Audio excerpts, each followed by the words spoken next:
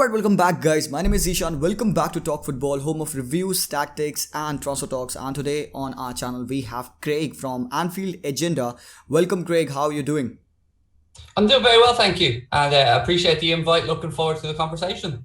Thank you so much for coming, Craig. And to all the viewers that are watching, let me tell you about the channel that Craig runs. It's known as Anfield Agenda. It has over 100,000 subscribers on the channel. If you still haven't, by the way, checked out the channel, do remember to hit the link in description and check out the great channel of Craig where he talks about Liverpool, gives the inside detail about whatever the hell that is going on at Liverpool. So yeah, just check that out. So getting back to the points, Craig. Looking into this new season, Klopp is coming on and there haven't been so many signings apart from Ibrahima Konate and a few loanees returning back. What are your realistic expectations from this season in the Premier League and as well as the Champions League, man? It's interesting because over the past couple of weeks I've been speaking to journalists around who are close to Jurgen Klopp and the Liverpool camp, and they think that they're being viewed as underdogs, that people are writing them off because they didn't go out and spend the money maybe Chelsea spent or Manchester City spent. But Liverpool thrive as underdogs. We know this with Jurgen Klopp, and this group of players, I think if we can keep them fit and healthy, regardless of even just Ibrahima Konate coming in at present, I think they're going to be there or thereabouts, because continuity and keeping the same group of players together, I don't think that's given enough prominence, because these guys know each other inside out. They know what to expect. Look at how they've responded to defeatist situations before. At one point, they lost the league, the Champions League, to Real Madrid. They came back the following year, they won it. Heartbreakingly lost the title to Manchester City, came back the following season, won it. And last year, these guys will know. Sadio Mane will know it wasn't his best year. Mohamed Salah always stands out, always stands up and scores for us. But we missed our centre-backs for most of the season. I think having no crowd inside Anfield was huge. I think they're thriving on it. And I think the realistic expectation is to fight for the title. And that's what I expect from this group. Wow, straightforward, the title, man. Okay, so yeah, whatever you said, that is absolutely true. Don't you think they were absolutely necessary to get a replacement for Wijnaldum, because he was a crucial fixture in that midfield of Henderson and others? So do you think the current midfield that Liverpool has would be enough to challenge for the title without one of their main midfielders, Wijnaldum? Who do you think would step up into that role? Is it solely falling on the shoulders of Harvey Elliott? Is Klopp trying to turn him into that number 6 kind of a player, because we mostly know that he used to play as a right winger? So what are the expectations from Harvey Elliott and the replacement for Wijnaldum? The Wijnaldum replacement is definitely a little bit of a gamble if they don't go ahead and find a direct replacement. At the start of the window, names like Saul Niguez from Atletico Madrid was mentioned, Yves Bissouma was mentioned, Renato Sanchez. And it was expected that Liverpool would bring in a midfielder, but priority has always been an attacking player. Now, Harvey Elliott, it seems, will take Shaqiri's place in the squad, in a sense, from an attacking perspective.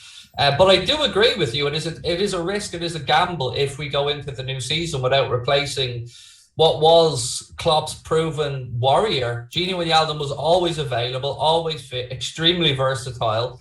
And we've taken a risk like this before last year when we didn't replace Dejan Lovren and all of our centre-backs went down. So if you look at it, you look at Jordan Henderson, James Milner, Fabinho, Thiago, Naby Keita, Alex Oxlade-Chamberlain, Curtis Jones. It looks on paper like we have a lot of midfielders, but we have to admit, Alex Oxlade-Chamberlain, Naby Keita, they are quite injury prone. Jordan Henderson can miss a few games. He's getting a little bit older. Thiago, unfortunately, a little bit injury prone as well. So it is a risk, but I think it's a calculated risk because of who I believe, and this is just my opinion, who I believe they're waiting for. And I think that person's Jude Bellingham.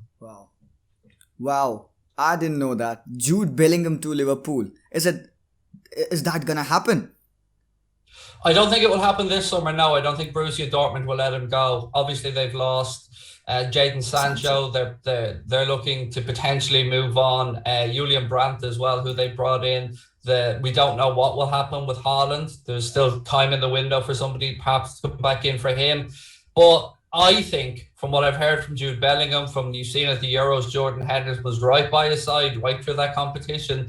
He spoke about Steven Gerrard being the only player he swapped shirts with in the past. And I just have a feeling that Liverpool may bide their time. And of course, we can't forget about Curtis Jones as well, who is a midfielder who could come in and take those minutes that Gini Wijnaldum has. But it is a gamble. It is a big risk. And all I ever ask for in the transfer window is for the manager to be happy at the end of it. And there has to be some calculated risks because, you know, we as fans are a little bit hypocritical at times. We want to win, but we also want to bring through players from our academy system. That's the dream. Well, we've got Cade Gordon. We've got Harvey Elliott, who's just come through. Obviously, we bought from Fulham. Curtis Jones, Connor Bradley, who's seen as... Ben Woodburn, who's gone along to Hearts. Connor Bradley, who's seen as the backup to Trent Alexander-Arnold if Nico Williams moves on. So it's a tough balance between trusting the academy system and, you know, building for the next 4, 5, 6 years, or bringing in somebody now who could potentially block the pathway for one of those young guys coming through. It's a balancing act, but I guess that's why Jurgen Klopp gets paid the big bucks. Wow. Okay, so let me ask you this personal question. Given that the transfer season ends tomorrow, would you be satisfied and happy with the dealings, whatever the dealings that have happened at Liverpool, or would you want to have a few more tweaks in the team, like supposedly, let's say, an attacker, like you mentioned previously that you thought that they would go on and sign some attacker? Do you think it would be satisfactory, a transfer season like this? I think before the window closes 11 p.m. next Tuesday, I think we'll get one more through the door. I think a lot may rest on a couple of things.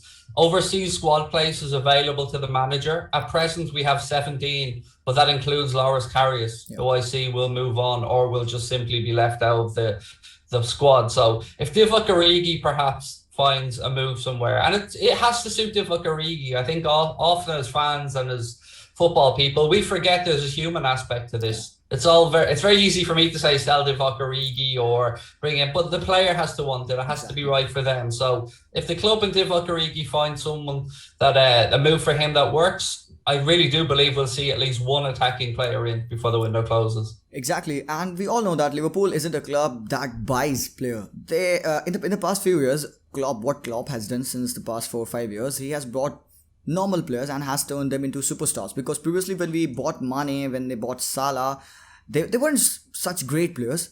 What Klopp did with them was extraordinary, and now look at them, more than 100 million euros. So obviously that he has built a great squad. And personally, if you talk about what is my opinion, I would say I think that there are teams that have done better in the transfers, and I believe that they have improved from the past season. So considering the past season, the finish of Liverpool, this season they might suffer a little because the opposition has got stronger. Do you have that kind of worries in your brain? Because look at Chelsea, look at City, and look at Man United. But remember, both of them, all of these teams have stumbled in the starting 2 games only, while Liverpool have kept it like 2 wins in two games. Yeah, it's certainly true. If you look at the business that Chelsea have done as an example, Romelu Lukaku is as much of a guarantee as you can get for that Chelsea team for goals. You've seen straight away what he brings to Thomas Tuchel's team there. That was what they were missing. Manchester City, 100 million for Jack Grealish. Now, only Manchester City would view Jack Grealish as a £100 million footballer, but he's still a great player, still a great addition. And let's be honest, Pep Guardiola, if he gets Harry Kane or not, he's probably very happy not to have a number 9 because he wants a team of midfielders on the pitch, basically. And then you look at Manchester United, obviously, Rafael Varane, Jadon Sancho, and they still may bring in a defensive midfielder. So, if anything, you've made very good points, and I agree. But I look at these things in a positive view, and I think we may see the best Premier League title race that we've seen for the past 10 or 15 years, because there are genuinely 4 clubs there that can stake a claim. And it's about consistency. It's a long season, 38 games.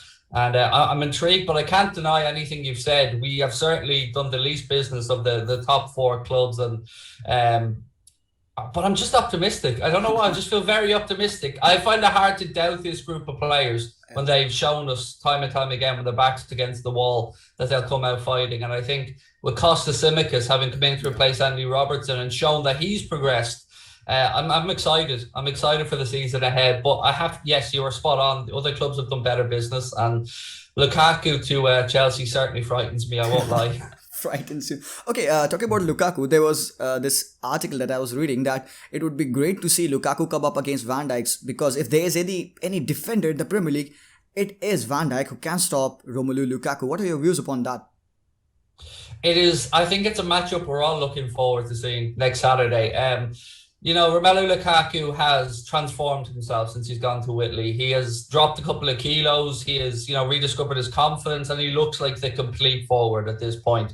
But then you come up against Virgil van Dijk, who, in my opinion, is the best centre-back in world football right now, even after coming back from an injury. It is a battle that either man is capable of winning, and it is very intriguing. And I think this could be the key to the game. Can Virgil van Dijk and Joel Matip hold off? If there's a man that's capable of timing it, of judging the area that Romelu Lukaku wants to get into, and dare I say maybe matching him physically, I think it could be Virgil van Dijk. But again, I won't lie, I am worried, I am intrigued, and I do think it's going to be one hell of a battle between two great footballers. Of course, I'm hearing a lot of the words like worried, terrified. Craig, come on, man, it's gonna be okay, because we all know that Klopp is that kind of a manager who inflicts this kind of attitude, that fighting spirit. And when the Anfield is full, and when Liverpool play at Anfield, it's like the 12th man, and so they are filled with that kind of a spirit that they don't want to succumb to defeat. And doesn't matter whoever they are facing, they are absolutely resolute. And if they play their game and if they avoid injuries, let's hope Salah and Mane and Firmino and everyone is staying injury free throughout the season.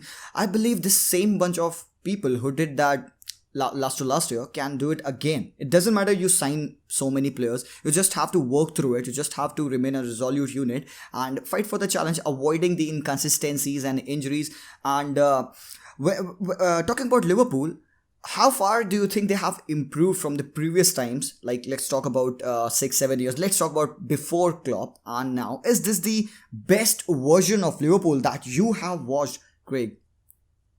Without a doubt. I'm almost 40 years of age, and this is the best Liverpool team that I've seen in my lifetime, without a shadow of a doubt. And that comes down to what you've spoken about earlier on, what you rightly touched on, the brilliant recruitment from Michael Edwards, from the scouting team from Jurgen Klopp, the fantastic coaching of not just Jurgen Klopp, but Pep Linders as well behind the scenes, and the mentality. They're called mentality monsters, this group of players, because they have some amazing resolve. That comeback against Barcelona, no other team in the world would have done that. Nobody.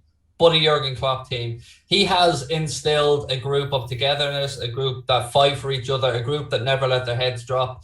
And you're right, I'm probably being generous. I'm probably being a bit negative in the phrases that I'm using, but I like to go with Jurgen Klopp. I like the underdog tag. I'd like Liverpool to just come under the radar and surprise people. So yeah, I think we've progressed a lot. I think there's been some fantastic business done, not just with the players we've recruited, but I think Michael Edwards has gotten tremendous money for the players that we've sold. Yeah. Let's look at Andy Robertson as an example. Yeah. We signed Andy Robertson from Hull. For the same amount of money, we sold them Kevin Stewart. Oh. Now, nobody will remember who Kevin Stewart is, but you'll certainly know who Andy Robertson is now. You'll know exactly who Sadio Mane, Virgil or Van Dijk. Well, we knew Van Dijk, but Mohamed Salah, even I was astounded by the numbers that Mohamed Salah has put up. I'd seen him at Chelsea, I'd seen him at Basel, I'd seen him at Fiorentina, I'd seen him at Roma, and I thought, yeah, he's okay, he should do okay, but wow.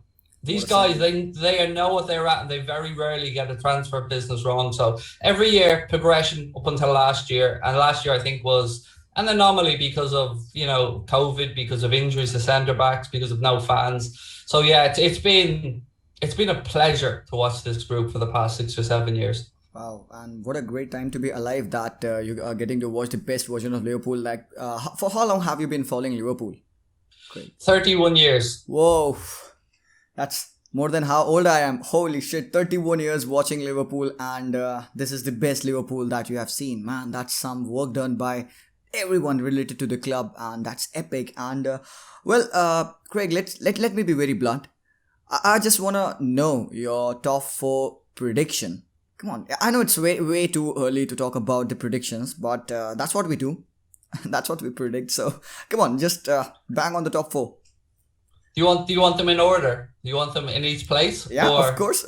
I'm not asking you to. Ooh, just okay. I'll be honest. I'm gonna go Manchester City, Liverpool, Chelsea, Manchester United.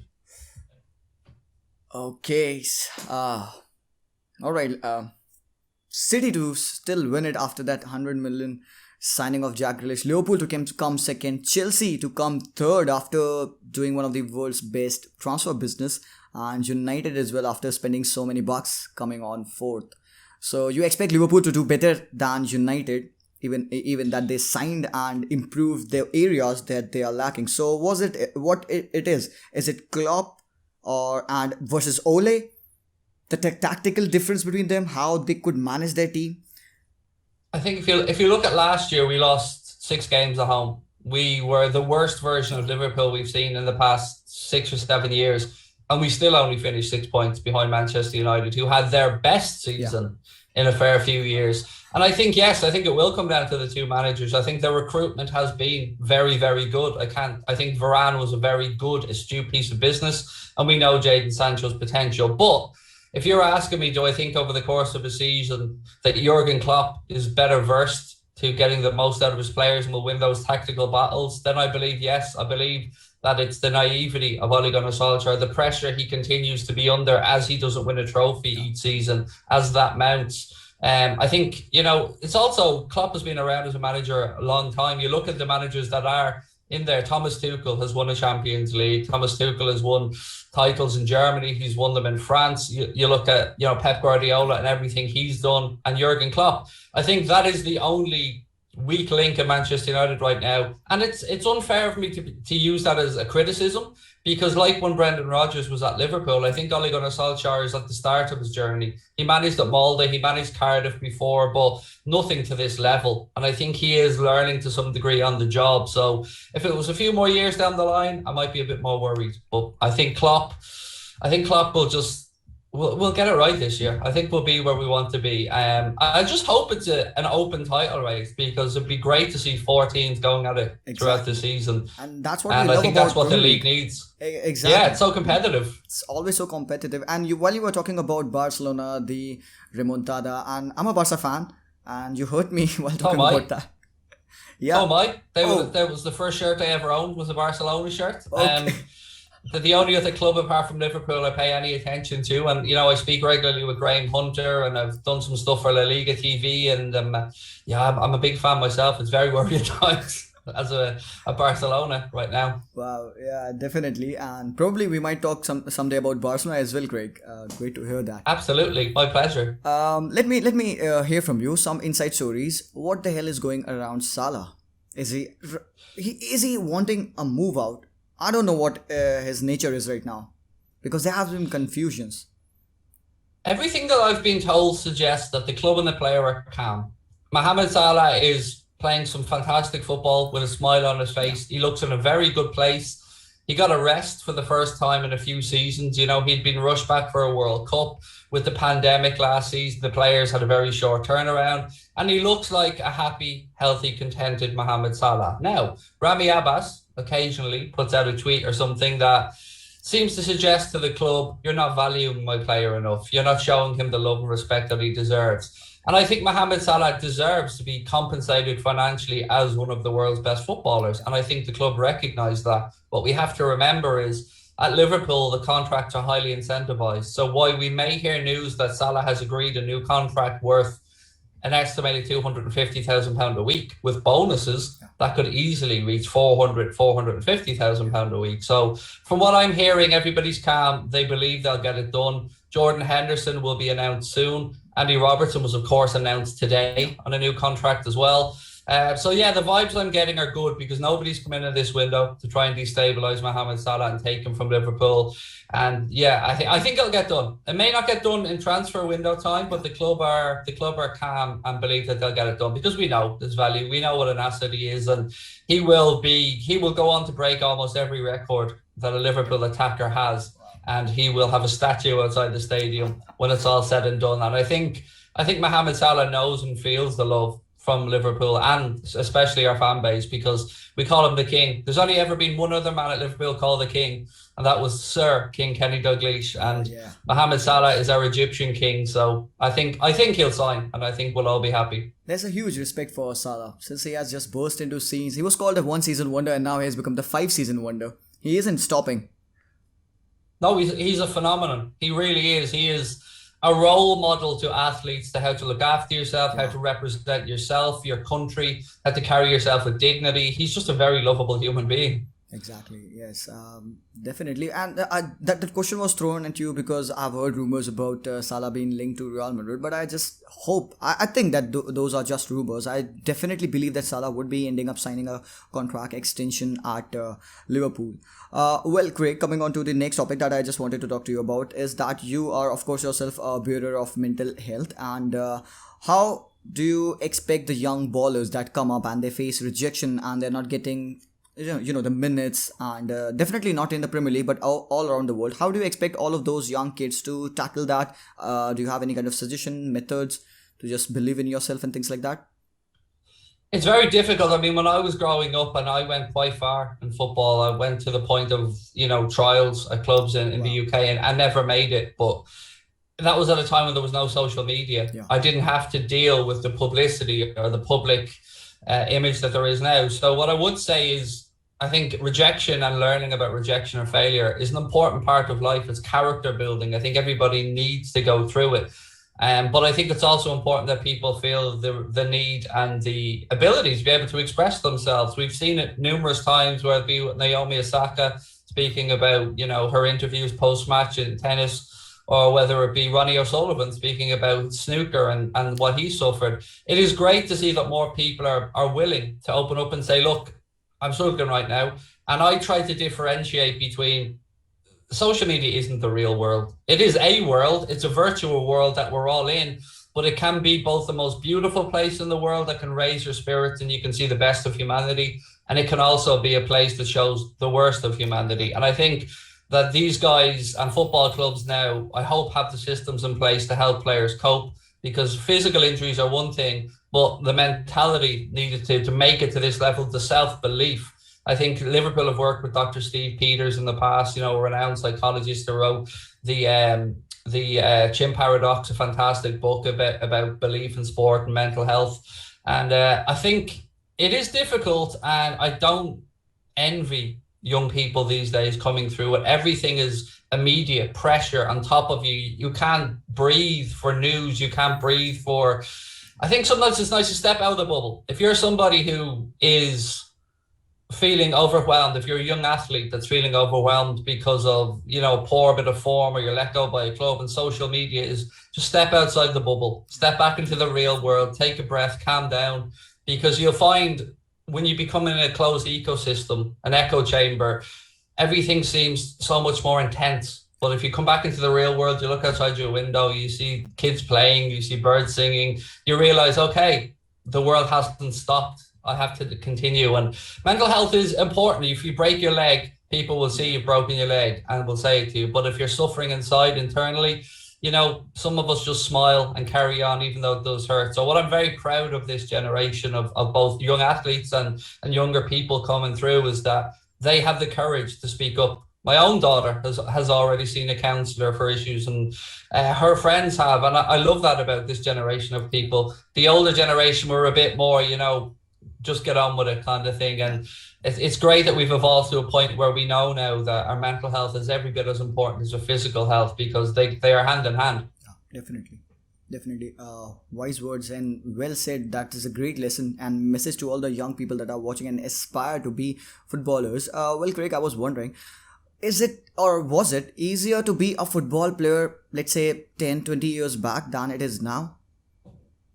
100% yes. I mean, oh God, the stories that you hear about the football players, they used to have what would be called a Monday club, which is, so they play at the weekend and then they all go out on the beer on a Monday. And, they would do all these silly things, but it wouldn't make the media or the mainstream because there wasn't people with their camera phones recording every little thing that they did.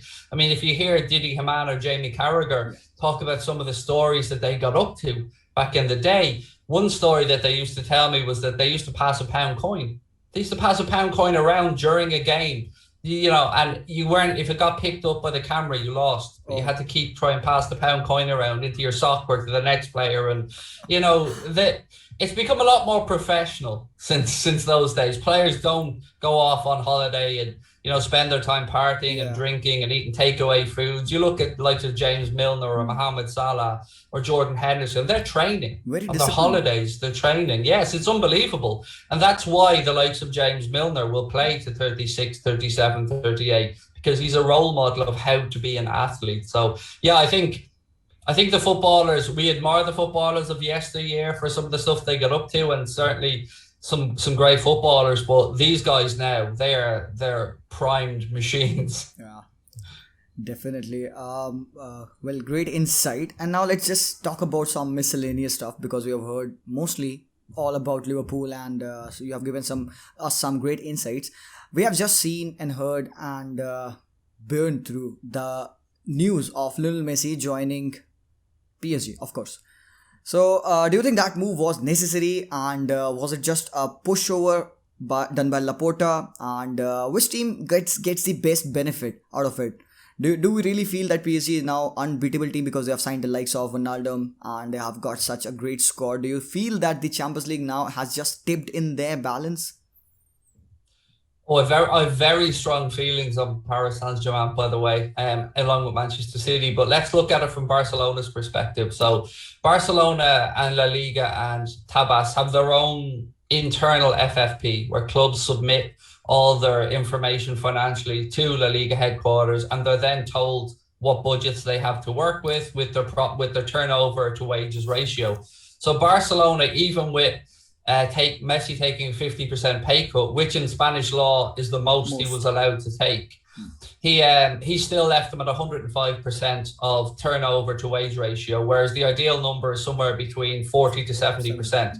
So even after Messi moving to PSG, they're still at 95%, which is still means they're still trying to get Dembele and Coutinho out the door. Now, if you look at how Lionel Messi went to PSG, it's very interesting. They've done something that Inter Milan and other clubs have done. So they've released a coin for Messi. He got a 25 million euro signing on fee, but I think took part of that as I don't know how to describe this for people, but I'm sure a lot of people are aware of Bitcoin or NFTs, non-fungible tokens. And if Lionel Messi's coins become more valuable, his signing on fee could grow.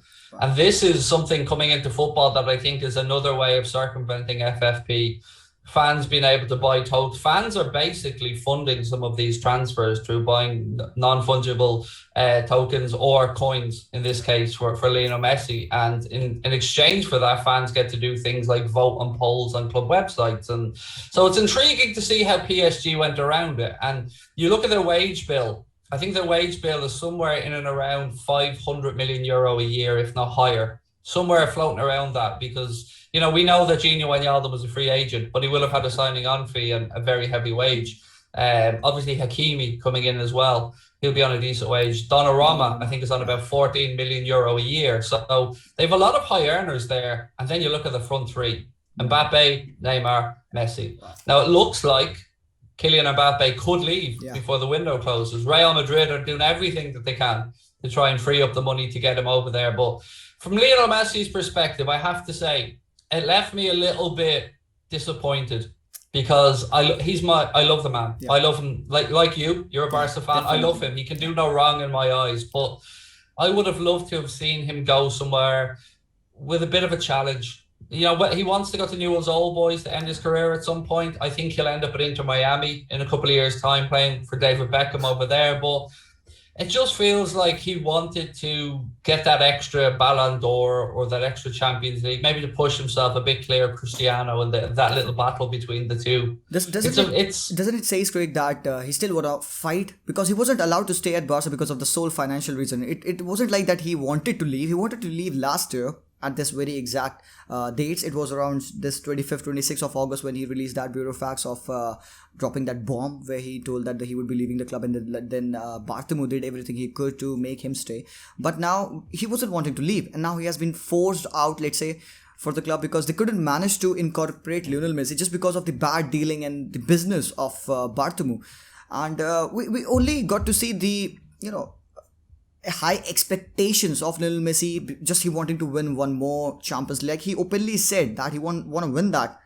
So it was only fair for him to go on and join PSG, or would it have been better if he would have gone to, let's say, City? According to you, I would put them in the same boat as PSG. Yeah. To me, they're teams that I look at it this way: Paris Saint-Germain, a club formed in 1970 or in and around the 1970s.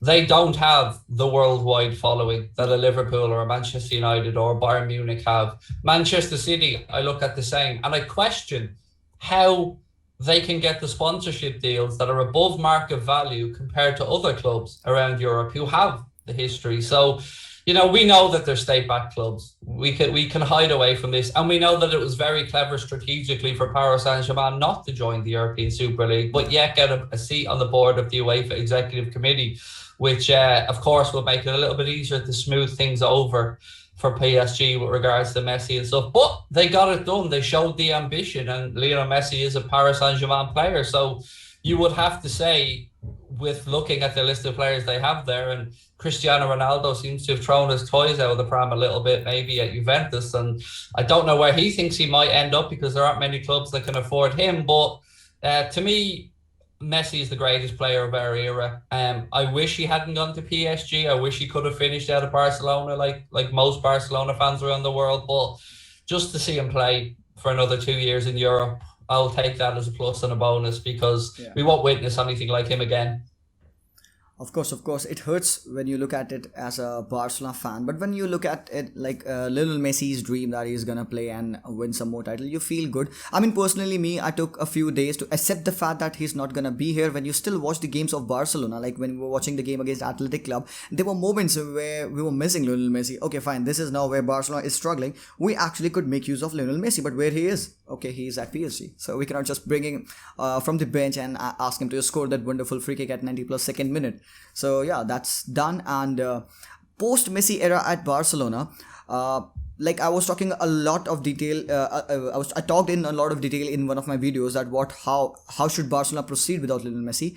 I would like to hear from you. What would be your suggestions, or what do you think would happen? Is Koeman the right man to drive this Barcelona with everything coming up in the next years?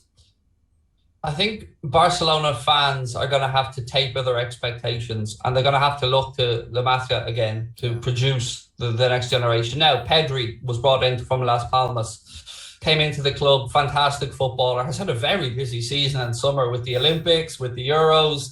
And if they need to keep hold of him, they need to bring through Ansu Fati. Mariba looks like he could be on the way out the door, depending on what happens, but you still have Frankie de Jong. Memphis Depay could do well. And look, Ronald Koeman can only work with the tools that he has at his disposal. I don't think it's fair to expect this Barcelona team in its current form to go and win La Liga and the Champions League. I think the fans need to be patient.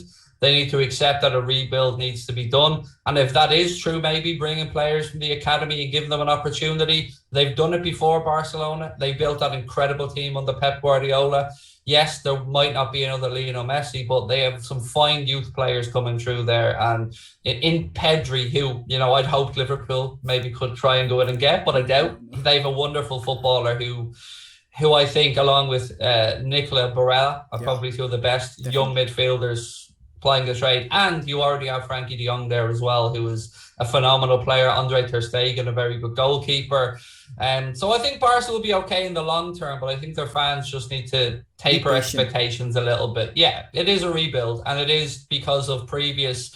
Look at the business they did. Antoine Griezmann, 100 million. Felipe Coutinho, Ousmane Dembele. They're not Barcelona signings. They're not the right type of players for the right type of money. It was a reaction to what happened with Neymar Jr. All right. Nice content. Well, we all were talking about all of these things, and I just lastly want to hear from you your predictions for the Champions League. Like we talked about, like you said, that City and PSG are the team that you believe are going to be a real threat. So do you really feel that any team apart from them could really have that underdog season and can go on and challenge the Champions League? It's always the most difficult competition to predict, because you don't know what will happen in the knockout rounds. We've got no away goal rule this season as an example. So, you can't discount Bayern Munich. Bayern Munich have a great young coach in there now. Hansi Flick obviously has moved on, and Julian Nagelsmann is a fantastic coach. They've got Robert Lewandowski. Once you have him in your team, you've got goals. You've got the English clubs. I think any of the 4 English clubs that are in there can stake a claim as to having a valid reason why they believe they could go and win it. And there's always 1 or 2 teams that surprise us. I don't think there'll be much coming from Italy by way in competition in the Champions League. So I think the English clubs, Paris Saint-Germain and maybe Bayern Munich, for me, are the only ones I can realistically see. No teams from La Liga, Craig. Are you hurting a lot of Madrid fans and Atletico Madrid fans? Again, I look at Madrid. Like, if Mbappe comes in, the conversation changes. But right now, we've got an Eden Hazard who hasn't really hit the form that he's supposed to. An aging squad with Modric and Toni Kroos, as good as they are. They've lost Sergio Ramos. So, there's a lot of pressure on Vinicius Junior's young shoulders and some of the other good young players they have there. And I just don't think having Carlo Ancelotti back's never a bad thing. He's a fantastic manager. A manager who's been there and done it numerous times as a player and a coach. And I think that will help steady the ship. But again, I still think in Spain, I probably think Atleti are still the team to beat in Spain. So if anything, I think Atleti will probably be the one that would, they knocked us out a couple of seasons ago. Diego Simeone knows how to set his team up for a European game. And I think it will take a good team to put them out. So they're probably my best pick from Spain. Wow. So let's put this in context. You are saying that Atletico Madrid right now are the best team in Spain. And they're probably going to win the La Liga. Is it so? Oh, I would say they are. They won it last year. And they won it last year when Barcelona and Real Madrid seemed to do everything they could not to win it, because they had so many opportunities to try and get it done, and they stumbled over the line. And Atleti have gone out and they brought in Rodrigo de Paul, who's a good player from Udinese. They've managed to keep Luis Suarez there, who, look, he's getting on in age, but he'll still score goals. They, of course, have that fantastic stadium, and when that gets back filled with fans, I think with the way Cholo Simeone likes to get the fans on side, I think it'll be another interesting La Liga campaign. But I do think that they're probably the best equipped in Europe because of continuity, which is what I spoke about with Liverpool at the very start. Exactly. I think that this group of players know each other very well. They know what the manager expects, and they know the competition very well. So I think they're probably best placed of the Spanish teams. Yeah, all right. Craig, well, thank you for so much information. It was great to hear from you about that. Like, it seems like you have got the knowledge from all around the world, that you're not just limited to Liverpool and that Premier League. So actually, do you cover all kinds of videos on your channel? On Anfield Agenda, it's only just Liverpool games, but I'm on That Football with Mark Goldbridge, where we've just passed 500,000 subscribers, and we're going to be covering some La Liga, some Scottish football at the new Rangers Celtic this weekend, and then on my other channel, Craig Station, I'm starting to do some boxing, so I'm travelling over to the UK for a couple of boxing events next month. And look, sport is my life. I watch as much of it as I possibly can, and if you can turn that hobby and that passion into a job, then I think that's the dream life. So I'm very fortunate at the minute. Exactly, and I'm fortunate, and my whole team is fortunate that we could get you over here to talk to us. Thank you so much again for spending those minutes with us, sharing your insights about all the leagues. It was a pleasure, and our fans would really love you, and I would recommend our fans, that the people who are watching, to kindly go on and check the channel of Craig over here. I'll mention them in the description below. So I think, guys, that's all up for the video. We'll see you guys very soon. Until then, as always, peace out and take care, Craig. We'll see you very soon. Thank you very much. It's a pleasure being chatting with you.